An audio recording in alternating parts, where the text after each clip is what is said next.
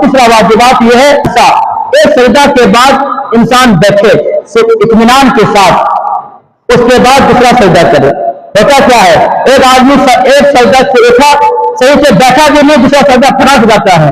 याद रखिए, आपकी नमाज नहीं हो रही है, दुनिया के किसी मुफ्ती से पूछ लो, नमाज नहीं हो रही है और हम समझ रहे कि हम नमाज पढ़ रहे हैं।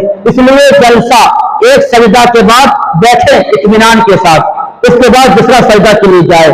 अगर आप फर्ज नमाज इमाम के पीछे पढ़ते हैं तो आप इन तमाम चीजों को गौर कीजिएगा कि इमाम आपका किस तरीके से नमाज पढ़ा रहा है। एक सजदा के बाद बैठता है या नहीं बैठता है, रुकू से सीधे खड़ा होने के बाद या जल्दी से सजदे में चला जाता है, खड़ा होता है, इससे भी सीखने की चीज मिलती है। पहली चीज ये होगी कि ताबिल अरकान का मतलब रुकू और सजदा अच्छी तरीके से करना।